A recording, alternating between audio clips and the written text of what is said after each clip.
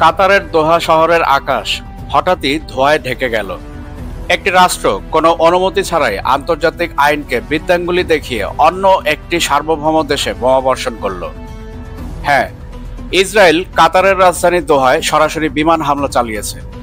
Target ছিল হামাসের রাজনৈতিক নেতৃত্ব। কিন্তু এই হামলার অভিঘাত শুধু কাতার নয়, পুরো মধ্যপ্রাচ্যকে নতুন এক রণক্ষেত্রে ঠেলে দিতে পারে। বিশ্লেষকরা বলছেন, এটি কেবল একটি হামলা নয়, বরং আগামী দিনের এক মহাযুদ্ধের পূর্বাভাস। কাতার কি এবার সরাসরি যুদ্ধে নামবে? মুসলিম বিশ্ব কি একত্রিত হবে? আর আন্তর্জাতিক শক্তিগুলো, জাতিসংঘ, চীন, রাশিয়া, ইউরোপ, তারা কি চুপ করে বসে থাকবে? আজকের ভিডিওতে আমরা দেখব কিভাবে ইসরায়েলের এই দুঃসাহসী পদক্ষেপ বিশ্বকে ঠেলে দিতে পারে তৃতীয় এক আঞ্চলিক যুদ্ধে। তাই ভিডিওর শুরু থেকে শেষ পর্যন্ত পুরোটা জুড়ে থাকুন। ভিডিওর মূল পর্ব শুরু করার পূর্বে আপনাদের কাছে অনুরোধ থাকবে, আপনারা অবশ্যই আমাদের চ্যানেলটি সাবস্ক্রাইব করবেন এবং সেই সাথে সাথে all bell icon notification on করবেন এবং আমাদের ভিডিও লাইক ও শেয়ার করে আমাদের সাথেই থাকবেন। 9 সেপ্টেম্বর মঙ্গলবার দোহার কাতারা এলাকা যেন হঠাৎ করেই রণক্ষেত্রে পরিণত হয়। একটার পর একটা বিস্ফোরণে পুরো আকাশ আগুনে রঙিন হয়ে ওঠে, ঘন কালো ধোঁয়ায় ঢেকে যায় চারপাশ। স্থানীয় বাসিন্দারা আতঙ্কে ছুটে বেরিয়ে আসে। চোখের সামনে তারা দেখছে মাত্র কয়েক মিনিটে 10টিরও বেশি এয়ার স্ট্রাইক। ইসরায়েল দাবি করেছে টার্গেট ছিল হামাসের রাজনৈতিক নেতৃত্ব।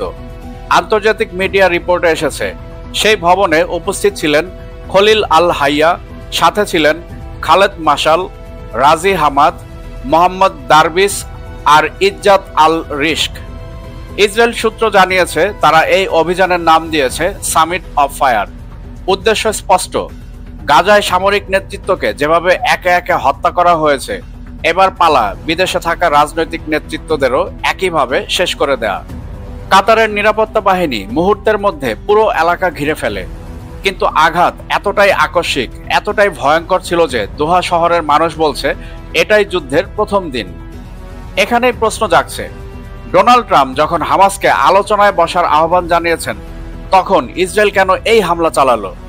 যদি শান্তি তাদের উদ্দেশ্য হয়, তবে এই বোমা বর্ষণ কেন, তাও অন্য একটি দেশের আঙিনায়? এটা কি শান্তির নামে প্রতারণা, নাকি শান্তির মুখোশের আড়ালে ফিলিস্তিনকে পুরোপুরি ধ্বংস করার পরিকল্পনা?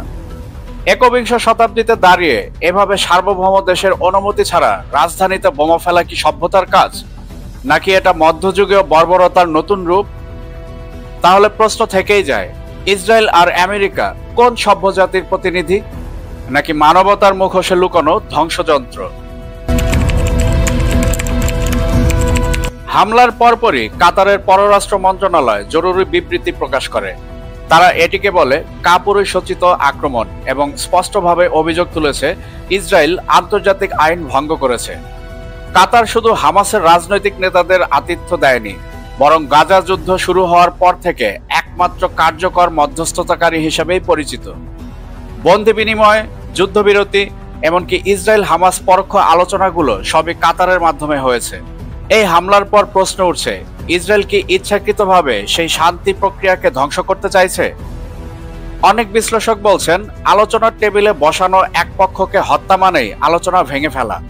তাহলে ইসরায়েল কি আসলেই শান্তি চাচ্ছে, নাকি শান্তির মুখোশে যুদ্ধ দীর্ঘায়িত করতে চাইছে? এমন আক্রমণ আন্তর্জাতিক অঙ্গনেও ঝড় তুলেছে। জাতিসংঘের সনদ অনুযায়ী কোনো সার্বভৌম রাষ্ট্রের ভূখণ্ডে অনুমতি ছাড়া সামরিক হামলা চালানো সরাসরি আন্তর্জাতিক আইনের লঙ্ঘন।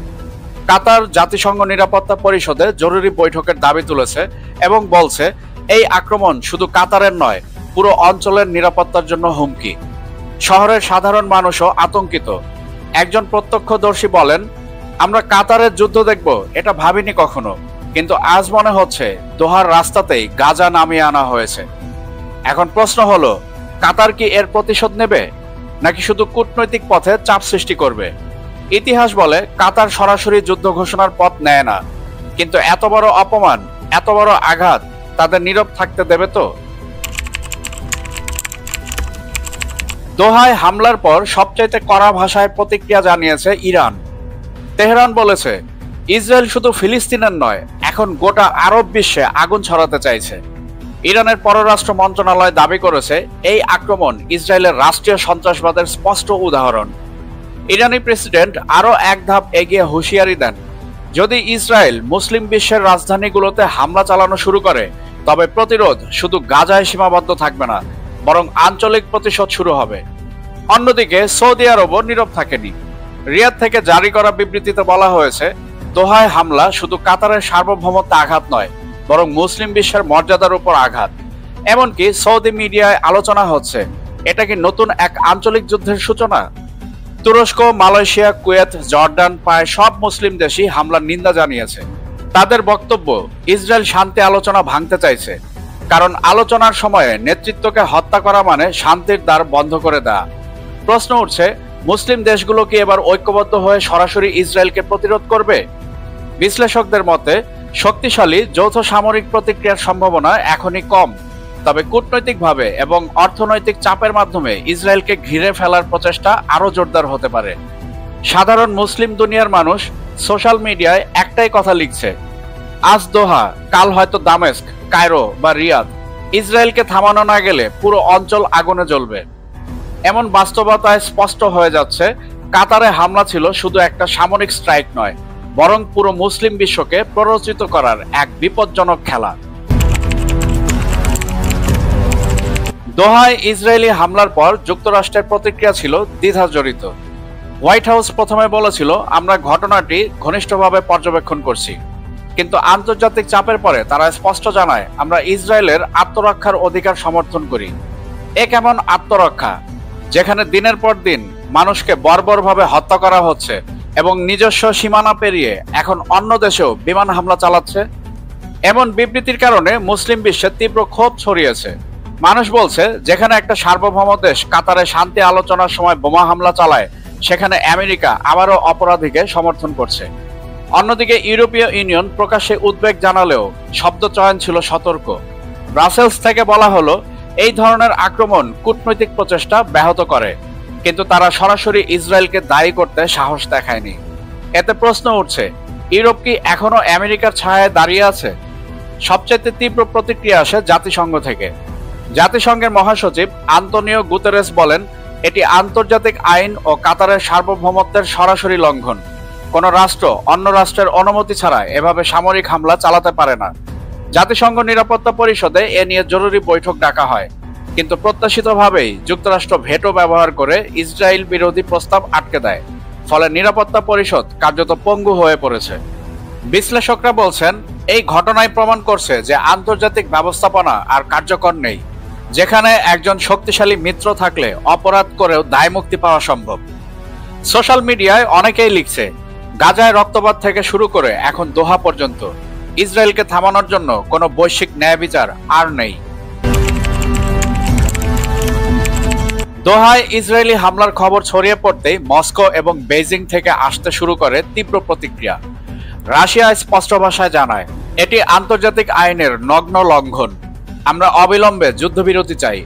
রাশিয়ার পররাষ্ট্রমন্ত্রী ল্যাভরভ বলেন, শান্তি আলোচনার টেবিলে বসার নেতাদের হত্যা করা মানে শান্তির পথকেই গুলিবিদ্ধ করা। মস্কো জাতিসংঘে জরুরি পদক্ষেপের আহ্বান জানিয়ে কাতারের পাশে দাঁড়িয়েছে।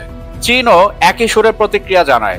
বেজিং বলছে, যদি মধ্যপ্রাচ্য অস্থিতিশীল হয় তবে পুরো বিশ্বের নিরাপত্তা হুমকির মুখে পড়বে। চীন শুধু নিন্দা জানায়নি, বরং গাজায় মানবিক সাহায্য পাঠানোর ঘোষণা দিয়েছে এবং দোহা হামলাকে অত্যন্ত বেপরোয়া সামরিক আগ্রাসন আখ্যা দিয়েছে। আন্তর্জাতিক অঙ্গনেও প্রতিক্রিয়ার ঝড় উঠেছে। ইউরোপীয় ইউনিয়ন উদ্বেগ প্রকাশ করে বলেছে, এই ধরনের আক্রমণ কূটনৈতিক প্রচেষ্টাকে ধ্বংস করে, কিন্তু তারা সরাসরি ইসরায়েলের নাম নিতে সাহস দেখায়নি। জাতিসংঘ মহাসচিব আন্তোনিও গুতেরেসও আবারও জোর দিয়ে বলেছেন, একটি সার্বভৌম রাষ্ট্রের রাজধানীতে অনুমতি ছাড়া বোমাবর্ষণ আন্তর্জাতিক ব্যবস্থার জন্য সরাসরি চ্যালেঞ্জ। বিশ্লেষকরা বলছেন, আজকের দোহা হামলা কেবল কাতারের উপর নয়, পুরো বিশ্ব কূটনীতির উপর আঘাত। যদি এর বিচার না হয় তবে আগামীতে আর কোনো ছোট দেশ নিরাপদ থাকবে না। প্রশ্ন এখানেই, বিশ্ব শক্তিগুলো কি সত্যি পদক্ষেপ নিবে, নাকি নিন্দার ভাষণেই থেমে যাবে? দোহায় বোমা, গাজায় রক্ত আর আন্তর্জাতিক শক্তির অস্পষ্ট প্রতিক্রিয়া, সব মিলিয়ে আজকের ছবি স্পষ্ট। এটি কেবল একটি আঞ্চলিক সংকট নয়, বরং বৈশ্বিক শৃঙ্খলার সামনে এক বড় প্রশ্নচিহ্ন। শান্তির নামে যুদ্ধ, কূটনীতির নামে প্রতারণা, এই দ্বিচারিতা কতদিন চলবে? সর্বশেষ খবর পাওয়া পর্যন্ত কাতারে আক্রমণ সত্ত্বেও হামাসের প্রত্যেকটি নেতা এখন পর্যন্ত সুস্থ এবং ভালো রয়েছেন, তারা নিরাপদে রয়েছেন। আর একেই বলে রাখে আল্লাহ মারে কে। আপনাদের কাছে প্রশ্ন হলো, দোহা হামলা কি তৃতীয় এক আঞ্চলিক যুদ্ধের সূচনা, নাকি বিশ্ব শক্তির চাপেই এই আগুন কিছুটা হলেও নিভবে? কমেন্টে আপনার মতামত লিখে জানাতে ভুলবেন না।